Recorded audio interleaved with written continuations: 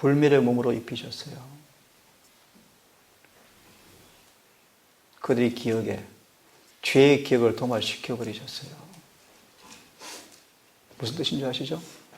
그들에게 속죄 받았어요. 속죄. 십자가가 있기 전에 십자가가 체험되어졌어요. 이사야는 믿음으로 지성소를 들어가 버렸어요. 벌써. 좀 이해하겠죠? 그죠?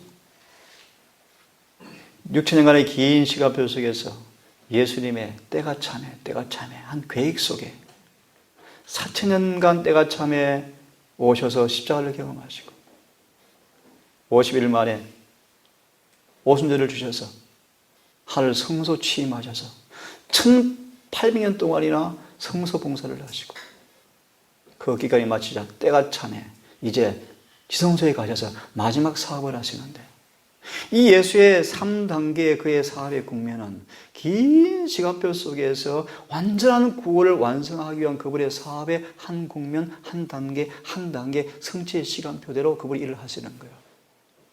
하지만 그분은 여전히 지금도 십자가의 피로 우리를 회개시키시고 성소 봉사의 내용을 통해서 우리를 성화시키시고 그런 사람들을 마지막으로 지성소 봉사를 통하여 속죄받기 위해서 재림 준비를 준비시키는 것이 그분의 마지막 국면이요.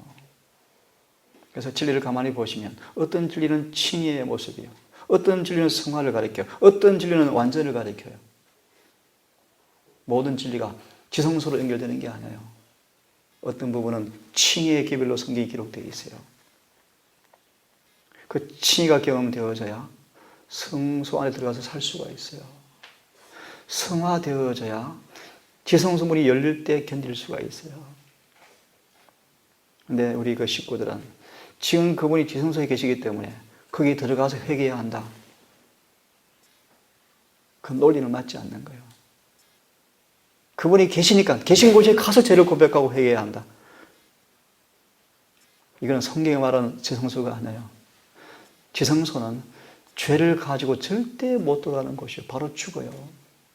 그래서 1년 내내 휘장을 가린 거예요. 가리고 그 휘장이 열리는 그날 그들은 금식하면서 행여나 아직 한 가지라도 죄를 숨겨두었는지 아직까지 용서받지 못한 죄가 있는지 24시간 동안 금식하면서 면밀히 자신을 괴롭게 한 날이 그날 대속죄이었어요. 그죠? 왜? 그날 죄가 드러나면 바로 죽거든요. 이게 지성소의 그분의 사역이요. 지금 그분이 그 일을 하고 계셔요. 그러므로 그분의 속죄 혜택을 받을 사람들은 죄에서 분리된 사람들이요. 너무나 분명한 성경 기별이잖아. 그죠? 그래서 우리 주호가 질문이 나와서 그런 말씀을 좀 드렸습니다. 그냥 격식 없이 바로 말씀을 시작할게요.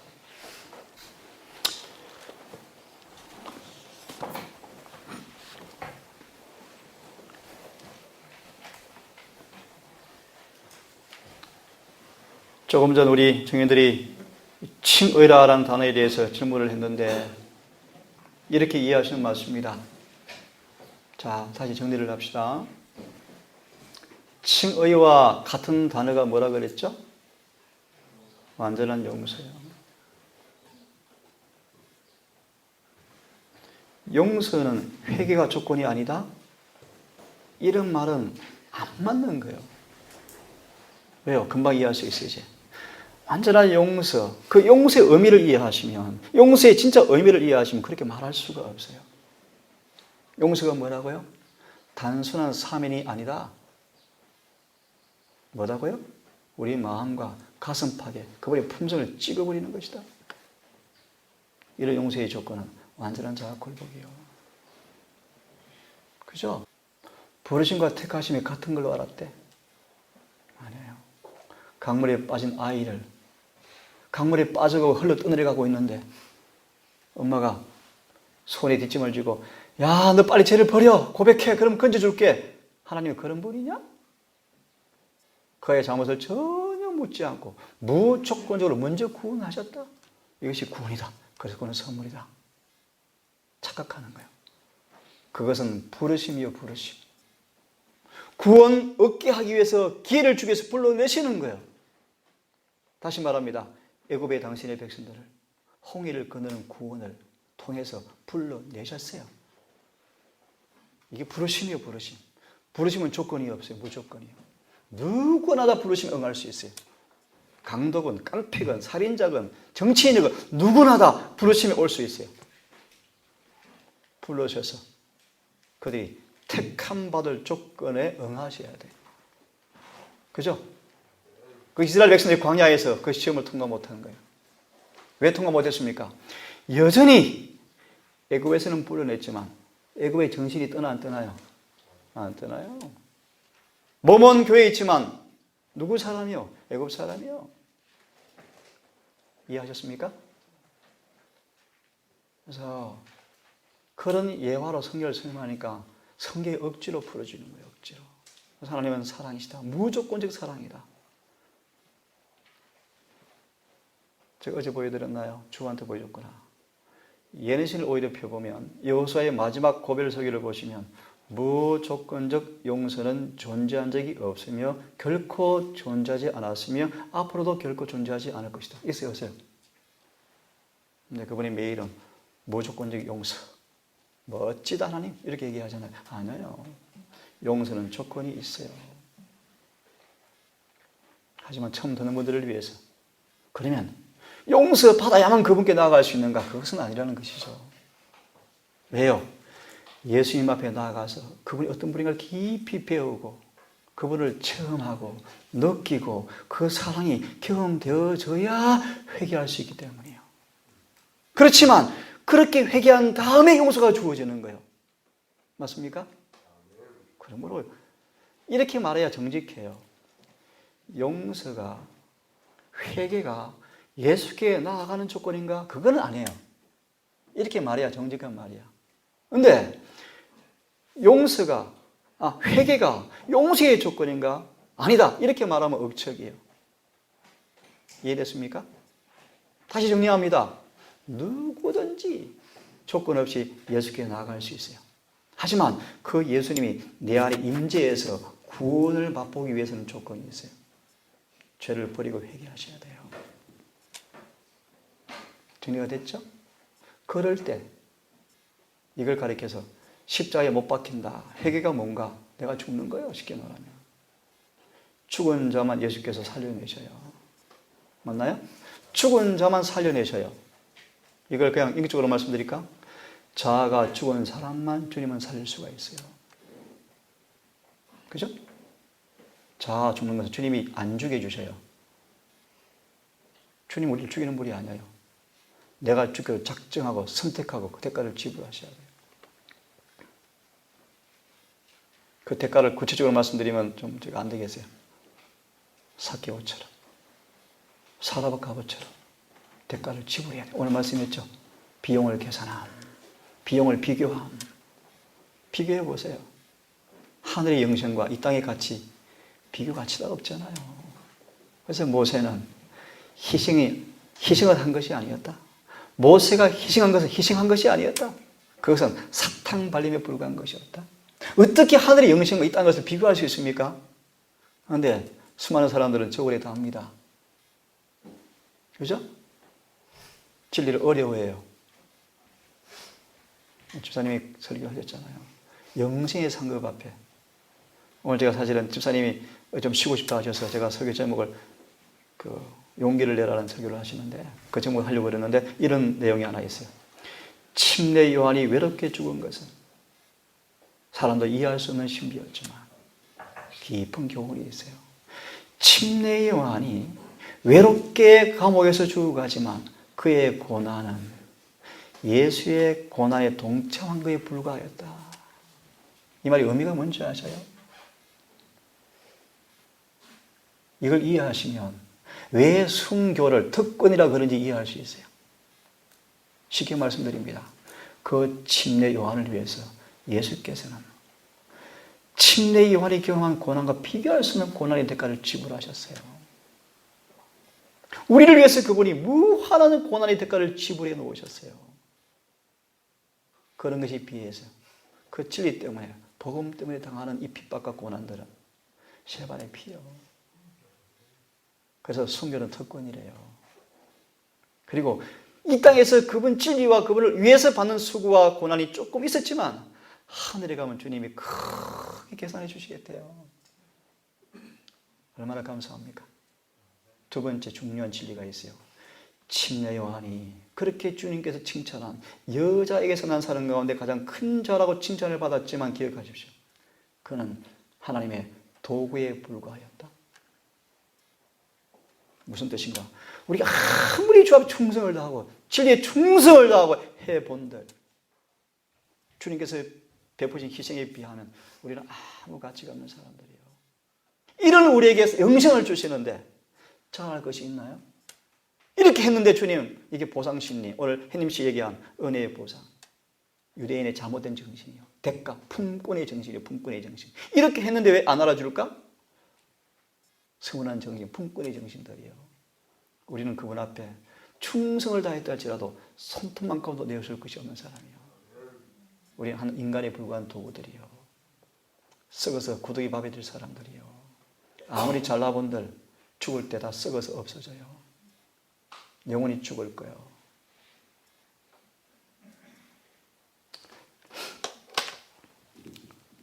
조금 말씀을 드리고 마무리하겠습니다. 아침에 어제 드린 말씀인가 기억을 좀 하시기 바랍니다. 왜 예언의 신을 주셨는가? 왜 주었다 그랬죠? 사람들이 성경을 이해하고 성경의 표준을 이해하고 그들이 성경이 제시하시는 완전함에 대해서 도달하려고 정말 깨어서 기도하고 열심을 다한다면 예언의 신은 안 주었을 것이다. 그렇죠? 그러면 예언의 신의 말씀을 주신 목적이 뭐예요? 마지막 남은 교회를 지성소에 나오시기 직전에 그분의 마지막 속죄 혜택을 통하여 완전한 자로 만들어서 재림 때 서게 하는 백성을 만드시려고 주신 선물이 예언의 선물이요. 맞나요?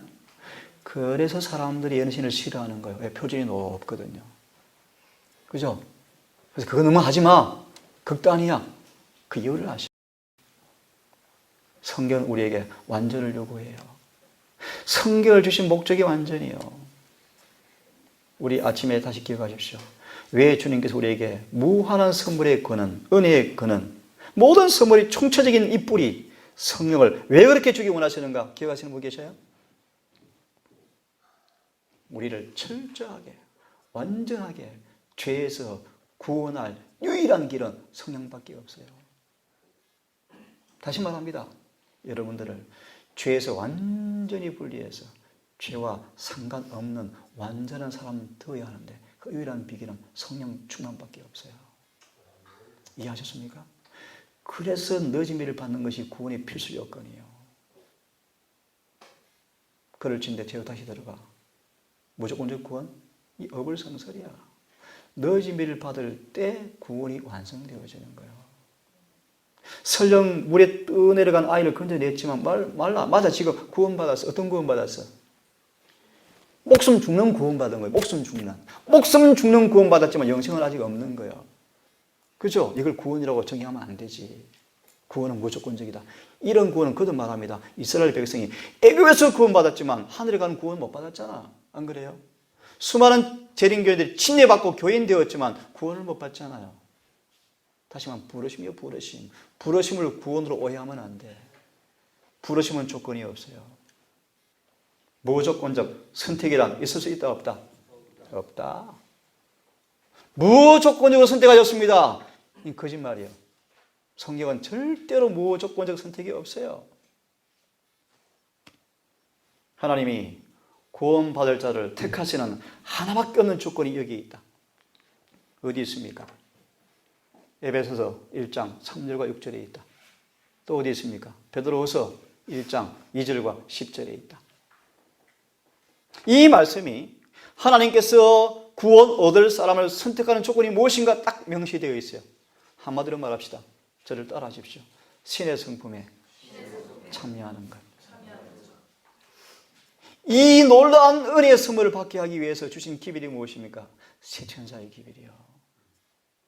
그걸 좀 더 함축하면 믿음으로 말며 의의 기별이요. 다시 말합니다. 하늘에 가기 위해서는 신의 성품에 참여해야 구원을 받아요. 이 신의 성품은 33년 반 이 땅에 오셔서 우리 죄된 육체 가운데서 우리 인간의 입장에서 동일한 조건 하에서 동일한 시험을 당하시면서 한 번도 범죄하지 않고 아버지를 붙드는 믿음을 통해서 흠도 점도 없는 율법과 완전히 조화된 그분의 품성이 의인데, 그 품성이 내 마음으로, 내 생각으로, 내 정신으로, 내 사상으로 와야 돼요. 이걸 다시 말하면 믿음으로 말미암아 의를 받아라. 믿음으로 의를 체험하라. 이걸 조금 신학적인 용어로 말하면 칭의와 성화요. 칭의는 무엇인가? 그 의가 우리 속에 심겨지는 거예요. 성화는 무엇인가? 의가 자라버리는 거예요. 좀 다르게 말씀드릴까요? 그 칭의는 뭔가? 내 안에 모든 죄를 지워버리고 그 예수의 마음으로 바꾸어 주는 거예요. 그리고 성령으로 딱 동해지는 거예요. 이게 오순절 성령이에요. 그 상태로 그대로 무덤에 들어가면 부활할 때 그대로 부활시켜요. 근데 진정으로 그 경험을 한 사람들은 반드시 자라게 되어 있어요. 그럼 자라는 것이 뭔가? 칭의를 경험했지만 내 습관 속에 습관이 남아있습니까? 결함들이 남아있습니까? 그래서 칭의를 받았지만 가끔씩 결함으로 넘어진 사람들이 있어요. 실망할 필요가 없어요. 집사님 솔직한 고백처럼 넘어질 수 있어요. 그럼 내가 안 거듭났는가? 그건 아니에요. 잠시 실수해서 빼앗긴 것이 불과해요. 즉시 정신을 차려서 내가 마귀 기쁘게 하면 안 되겠다. 빨리 돌아서면 주님이 다시 그들을 받아주셔요. 다시 씻기시고 거듭나게 하셔요. 그 성령을 더 넣어주셔서 이제 넘어지지 말자. 마침내 그를 견고케 하시고 온전케 하시고 요동하지 않게 만드셔서 늦은 비를 인쳐버리는 게 마지막 실체선자의 기별이요. 이 구원을 사모하는 분들은 늦은 비를 갈망하게 되어 있는 거예요. 이해하셨습니까? 용기를 내십시다. 절대 마귀를 기쁘게 하지 마십시다. 선악의 싸움은 인간의 싸움이 아니에요. 내 감정도 내가 믿지 마세요. 내 감정도 믿지 마세요. 내 감정도 마귀가 사용해요. 감정을 믿지 마시고 믿음으로 말씀을 붙드세요. 절대로 마귀한테 마음을 주지 말고 기회를 주지 마십시다. 구원받을 자를 택하시는 조건이 하나밖에 없는 조건이 여기 있다. 그것은 정욕으로 인하여 세상에서 썩어질 것을 피하여, 이 피한다는 단어를 이해하셔야 돼요. 예를 듭시다. 에녹은 오랫동안 도시에 머물지 않았다. 그는 악한 가마로 그의 영적 감성이 둔해질 것을 두려워했다. 그가 할 의무요. 이 의무를 감당하기 위해서 에녹이 돌에 오래 머물지 않고 잠깐 있다 전도한 다음 오랫동안 주님 앞에 깊이 기도하고 말씀을 연구하면서 묵상하면서 그 영성을 지켰어요. 이것이 피한다 뜻이에요. 이해됐습니까? 예수께서 피하셨어요. 동네 친구들이 함께 오락 행하자, 좀 같이 놀자. 예수는 그 자리에 한 번도 참석하지 않았어요. 왜요? 정욕을 만족을 주는, 육체의 쾌락을 주는 그런 오락들 우리를 타락시키거든요. 영적으로 절대 진보시킬 수 없거든요. 공놀이 하고 싶다. 여기 무근이 안 왔구나. 참 좋아해 스포츠. 다음 주 올 줄 몰라 준이 아주 스포츠 광이에요. 예수님은 그렇게 말씀하셨어. 내가 공놀이를 정죄하지는 않지만 그 공놀이가 결코 우리를 거룩하게 변화시킬 수 없을 것이다. 그러므로 하나님은 그 운동 대신 우리의 품성을 변화시키는 더 좋은 노작을 주신 거예요. 이해됐습니까? 영금아, 나도 발이 간질간질했어. 공소리만 하면 차고 싶었어. 우리 애서가 그래. 아빠 피 닮았대. 스포츠를 좋아해. 그래서 나는 노야. 절대 그걸 하면서 깨어 기도할 수 없어. 조금만 오버해버리면 본성이 나와버리는 게 스포츠예요. 이해하겠죠, 청년들? 자, 영생의 조건이 무엇인가? 이것을 피하고 우리가 신의 성품에 참여하는 것이다. 누구의 말씀이요? 지난번에 장로님이 질문을 하셨는데 잘 보세요. 부자 선지자 딱 보시면 예언의 선물을 문맥을 가만히 보세요. 구약시대에 계속해서 선지자들을 통해서 말씀하신 영은 예수의 영이었어요. 그걸 영어로 보시면 Spirit of Prophecy, 예수의 증거라고 원문이 나와요. 다시 말하면 구약의 모든 선지자들에게 예수의 증거, 예수의 음성, 대언의 선물이 계속 임해왔어요. 이것이 마지막 교회. 그 당시 모세 한 사람, 엘리야 한 사람, 시몬에게 70년 장로에게 왔던 이 예언의 선물이 마지막 시대에 한 교단을 만드시고 이 교단에 그 선물을 주었어요. 놀라운 얘기예요. 엘렌 화이트 같은 분이 없어요, 지상에. 2000번의 이상의 계시를 받은 사람이 없어요. 모든 부분을 망라해서 진리를 주신 분이 없어요. 가정, 결혼, 건강, 영성, 출판, 의사, 간호사, 엄마, 학생, 아빠, 목사, 교역자, 문서전도자, 시골생활 집 짓는 방법, 농사 짓는 방법. 세상에 여러분, 모든 부분이 진리를 상시하게 되어 주셨어요. 왜 그럴까요? 최고의 극상품 포도 만드시려고. 이해했습니까? 기껏 구원받는 그런 정도가 아니고요. 완전한 극상품을 만들어서 마귀를 꼼짝 못하게 해놓고 대쟁투를 끝내버리시려고 이 교회를 만드시고 이 선물을 주셨는데, 이 선물을 다시 말합니다. 잘 들으세요. 화이트 부인의 겉면이라 말하면 틀려요. 화이트의 겉면이 아니에요. 화이트 속에 역사하신 예수의 음성이요. 그분이 말씀하십니다. 예수께서 말씀하십니다. 그분이 말씀하셔. 구원의 조건은 하나밖에 없다. 뭐라고요? 썩어질 것을 피하고 신의 성품에 참여하는 것이 구원의 조건이다. 조건이 있어 없어요? 이렇게 하려면 첫 단계가 뭡니까? 회개요, 회개. 회개하려면 어떻게 해야 돼요? 반드시 죄를 자복해야 돼요. 다윗이 나단에게 사인을 보내서, 나단아, 우리 몰래 자복하게 그랬어요? 부끄러우니까 나중에 몰래 자백하게 그랬어요? 아니요. 다윗은 그 만조백관 자식들 앞에서 죄를 고백했어요. 수치와 모멸과 능력과 조롱과 평판 이제 끝나봐서 참 관심 없어. 그런 죄를 즉시 고백했어요. 안 하면 죽었어요. 자백은 희생이 따라요. 부끄러움을 감수해야 돼요. 대가를 지불하셔야 돼요. 형제에게 잘못하셨습니까? 반드시 그 죄사함의 조건이 있어요. 그 형제를 찾아가서 먼저 죄를 고백하셔야 돼. 자존심 깨야 돼요. 내가 오늘 잘못했어. 먼저 용서를 구하고 함께 기도할 때 용서가 주어져요. 이게 속건제예요. 왜 성경을 불안자는 자신의 경험으로 해석합니까? 왜 수많은 양떼들을 인간의 말씀으로 먹여서 죽여요? 우리 청년들 말씀을 깊이 연구해요. 이 걸어간 소망의 이유를 묻는 자에게 말씀으로 잘 설명할 수 있도록 준비를 다 하셔야 돼요. 앞으로 제 법정에 끌려갈 거야. 그때 나 부를 거야? 그때 이 집사님 부를 거야? 지금 준비하셔야 돼요. 저처럼 할 수 없을지 모르지만 지금 잘 준비하면 성령께서 그때 기억나게 하시겠대. 지금 준비하세요? 시연아, 준비해야 돼. 너도 그때, 시온이 그때 엄마도 없어. 너도 준비해야 돼. 어린이만 부리면 안 돼. 그치? 지금 눈이 초롱초롱해졌어요. 다시 돌아옵니다. 성경에 말씀하시는 구원 얻는 사람을 택하시는 조건은 뭐밖에 없다? 하나밖에 없다. 뭐다? 신의 성품에 참여하는 것이다. 그래서 조사 심판을 하시는 거예요. 다 예수를 믿노라 하지만, 다 하늘에 간다고 말하지만 누가 진짜 가짜인지를 분별하지 않습니까? 그 분별의 기준이 뭐였어요? 신의 성품에 참여하는가? 눈에 보이는 표징이 뭐예요? 율법을 지키고 있는 거예요. 그 대표적인 표징이 뭐예요? 제7일 안식일이요. 이해되었죠?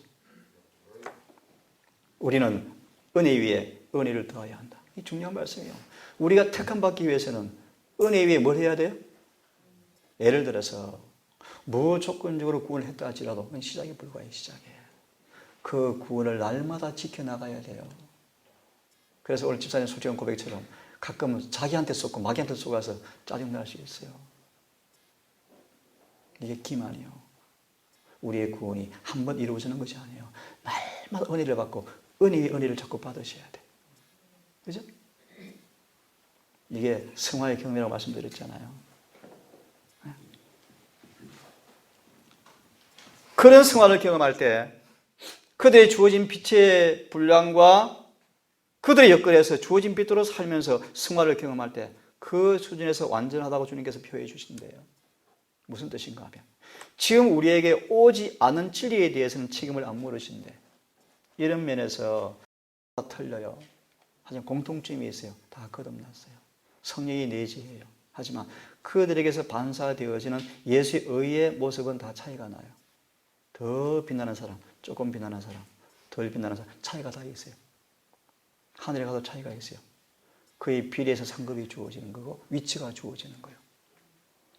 특히 14만 4천은 저는 그렇게 믿습니다. 특별한 무리요. 오늘 재림교에서 말하는 상징적인 무리가 아니에요. 특별한 무리요. 예언이시는 말씀처럼 스판에 금글씨로 14만 4천 이름이 기록되어 있어요. 특별한 무리요. 왜 그런가? 이 사람들은 예수의 전생에 경험되어졌던 그분의 모든 경험에 완전히 동참한 사람이에요. 특별히 어떤 부분까지 타락한 육체 가운데서 죄 없는 상태에서 중보자 없이 서는 경험까지 하는 사람이에요. 재림교에 주어진 마지막 복음의 극치요. 째째하게 구원받은 그런 구원 논정견도가 아니고 완전히 구원받아서 영원히 구원받아서 살아있는 가운데 완성이 되어져서 마귀를 발로 눌러서 짓밟아버리고 영광 가운데 그분의 얼굴을 직접 대면할 사람으로 세워서 영원히 우주 앞에 그분의 찬양대로 그분의 특별 증인으로 3월 마지막 교회를 통해 주어지는 하나님의 선물이요. 이런 표준을 세우십시다. 높은 표준요. 뭐 이렇게 말하니까 한 문장도 못하고 끝이 나겠네요. 이것만 읽고 끝낼게요. 오늘은요. 은혜 위에 은혜를 더해야 한다. 이걸 다르게 표현하면요. 이른비를 날마다 받으셔야 돼요. 그래서 한 번 은혜는 영원한 은혜가 아니에요. 그래서 예전들은 거짓말이에요. 예를 들어서 사울에게 성령이 임해버렸어요. 세 사람이 됐다 그러죠? 번역이 잘못되었어요. 세 사람 된 게 아니에요. 성령이 임하자 그가 죄인임을 깨닫게 되었어요. 그의 견해가 바뀌었어요. 대쟁투의 포인트를 알았어요. 그렇지만 사울은 그 대쟁투에 걸린 문제 앞에 의무를 등한히 했어요. 그 의무가 뭡니까? 이 전쟁에서 내가 할 몫이 있다. 선천적 성벽들을 극복하고 내 자아를 끊임없이 부인해야 되겠구나 라는 사실은 깨달았지만 이 일에 의무를 등한히 해버렸대. 그래서 성령이 거둬져 버렸죠. 한 번 성령의 은혜를 받은 것이 구원이 끝인가요? 아니죠. 시작이라 시작. 그래서 은혜 위에 은혜를 받아야 돼요. 마침 은혜 충만하셔야 돼요. 이것이 우리 특권이에요. 특권이에요. 특권. 너희가 이것을 행한 적 언제든지 실족지 아니하리라. 같이 읽습니다. 시작. 이같이 하면 뭐예요? 은혜를 더하고. 맞습니까? 신의 성명에 참여한 사람이 은혜를 자꾸 더하면 의인에게는 돋는 햇볕 같아서 점점 빛나서 원만한 광명에 이르거니와. 그죠? 이것을 행하면 같이 시작. 우리 주 곧 구주 예수 그리스도의 영원한 나라에 들어감을 넉넉히 너에게 주시리라. 분명합니까? 하나님의 말씀에는 무조건적 선택이라. 선택. 한 번 은혜 가운데 있으면 항상 은혜 중에 있다는 같은 그런 것은 없다. 그래서 사랑이 이룬 구원, 이런 책은 틀린 책이에요. 구원이 이미 이루어진 게 아니에요. 이미 이루어졌지만 미완성이에요. 오늘 구원을 놓쳐버리면 우리는 그 상태로 죽으면 구원이 없어요. 그렇습니까? 성경의 가르침이잖아요. 히브리 6장을 보세요. 한 번 하늘의 은혜를 맛보고 성령의 능력을 맛보고 내세를 참여한 사람의 죄를 범하고 타락하면 사실은 죄사함이 없다 그러잖아요. 안 그래요? 베드로후서 2장에는 그 문제가 분명하고 똑똑하게 취급되어 있다. 악한 일을 행한 어떤 사람의 역사를 기술한 다음과 같이 설명이 있다. 저희가 바른 길을 떠나 무슨 뜻입니까? 한때는 바른 길에 살았습니까? 살았잖아요. 바른 길을 떠나 미혹되어서 발람의 길을 가다가 불의 싹스를 사랑하다가 예를 들면 아나니아 삽비라 같은 사람 성령이 임해버렸어요. 성령이 임해서 너무 감동을 받고 재산을 딱 처분했는데 마귀가 시험을 살짝 주니까 어때요? 미혹되어서 성령을 거역합니까? 성령이 임해서 입으로 서약을 하고 서원을 해놓고 약속을 해놓고 가만히 생각해 보니까 생각이 바뀌었습니까? 성령을 거역해버리죠. 그것도 괜찮아요. 기회가 있습니다. 그런 그에게 베드로를 통해서 회개할 기회를 주죠. 그런데 부부가 짰어요. 우리 거짓말하자. 이것까지 괜찮아. 더 파렴치한 죄가 있어요. 이것이 전부라고 조금 내놓고 은행에 자기 돈은 저축해놓고 손실 안 다 원금 가만 안 놓고 이만큼 내놓고 그걸 가지고 이익을 챙겨서 먹고 살고 싶었대. 칭찬도 받고 재산은 손실 안 당하고 조금 받쳐놓고 먹고 살고 싶었대. 이게 사악한 이기심의 심리였어요. 그래서 성령께서 떠나시자 하나님께서 목숨을 거두어 가셨어요. 여러분 이 일이 왜 있은 줄 아셔요? 전 동산교회 그렇게 되기를 바라요. 저는 저 교회를 비롯해서 하나님께서는 사람을 원하십니다. 준비된 사람들을 원하셔요. 우리 외모가 초라하고 백그라운드가 없고 가진 것이 없지만 진리 하나에 온 마음을 충성하는 사람들이 있으면요, 주님은 그들을 통해 일을 끝내실 거예요. 우리 그런 사람 되십시다. 사도가 경고를 바라는 무리가 있다. 즉 의의 도를 안 후에 받은 거룩한 명령을 저버리는 것보다 알지 못하는 것이 도리어 나으리라. 사람의 구원을 받으려면 받아들여야 할 진리가 여기 있다. 여러분 얼마나 확실하고 분명해요 말씀이. 그래서 사단이 예언신을 못 보게 하는 거예요. 성경 보면요 지 마음대로 해석할 수 있어. 그죠? 신학자 10명이면 한 본문을 두고 생각 10가지야. 이런 말씀 들어보셨어요? 늦은 미를 받은 사람들은 하나의 생각, 하나의 해석, 하나의 교리를 딱 가지면 돼요. 지금은 목사들마다 틀려. 이 목사 이렇게, 저 목사 저렇게. 바벨론이에요. 바벨론 한마디로. 진리가 아니에요. 진리는 딱 한 가지요. 적어도 저는 이렇게 이해합니다. 이 기회를 다루는 사람들의 공통점을 보세요. 한 목소리, 한 목소리. 한 목소리죠. 저를 오해의 사람들이 경건 토대파라고요. 요즘 모르겠어요. 제가 그분 안 들으니까. 초창기 그분의 설교가 저하고 똑같아요. 최입사님도 똑같았어요. 근데 요즘은 좀 모르겠어요. 조금 달라진 것 같아요. 똑같아요. 한 목소리요. 다음 주에 4월 달에 초대할 주말봉회 장로님 조금 틀리지만 그런 분 드물어요. 교회를 탄식하는 분이셔요. 무슨 뜻인가? 예언의 실을 정직히 연구하는 사람들은 속을 필요가 없어요. 너무나 분명하고 명백해요. 그래서 예언의 실을 열심히 연구하셔야 돼. 그래서 성경을 제대로 이해할 수 있어요. 자, 구원의 조건이 뭐라고요? 계명을 지키는 것이다. 그래서 예시나 계명을 지키기 위해서는 거듭나야 돼. 그리고 성령을 받아야 돼. 날마다 성령 안에 살아야 돼요. 그래야 계명이 지켜져요. 그러나 성경은 한때 생명의 길을 알고 진리 안에 즐거워하던 사람들이 배도하고 떨어져 나가서 잃어버림을 당할 위험이 있다는 것을 분명히 하고 있다. 이럴 혁명이 오면 초창기는 쉽게 와요. 핍박도 별로 없어요. 벌금 정도, 가옥 몰수 정도, 구류, 징계 정도. 조금 강도 높이면 이제 감옥 철장, 마지막 단계에 죽이는 거예요. 예수님 말씀 보세요. 이 단계가 오면 금같이 보이는 재림교회 안에 거의 가짜임이 판명될 것이다. 대부분 불려나갈 것이다. 깜짝 놀랄 정도로 극소수가 남을 것이다. 여러분 에서처럼 망령된 자가 되지 않기를 바랍니다. 하늘의 산 것과 뭘 비교할래요? 잠시 60, 70년의 생명을 위해서 아웅바둥하다가 죽으면 썩고 병들고 영원한 심판 가운데 영멸할 것입니다. 이 분명한 진리 앞에 하늘과 이 땅 것을 저울질하는 우를 분침하기를 바랍니다. 진리를 위한 희생, 희생이 아니에요. 특권이요, 특권. 특권이. 어제 24년 말씀을 들으면 제가 좀 찡했는데요. 저 20년간은 그런 길을 걸어왔습니다.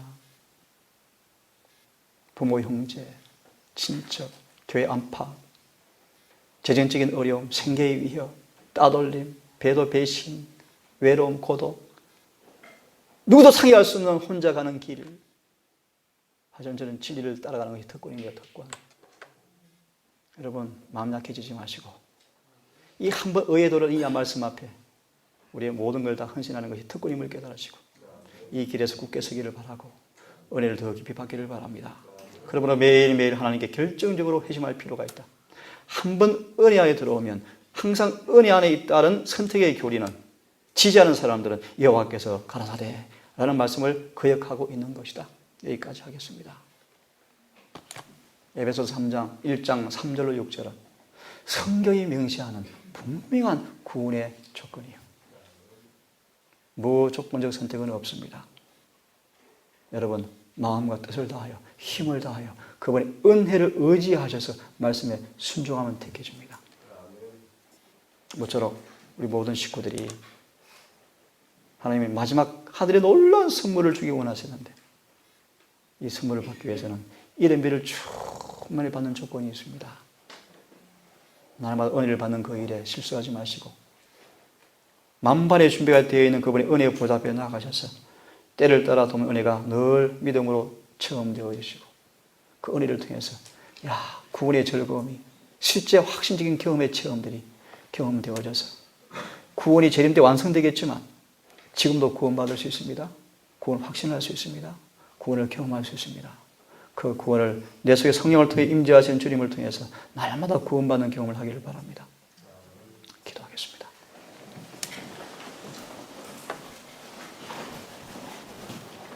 하늘에 계신 아버지, 안식일이 다해가고 있습니다. 이 산중 광야에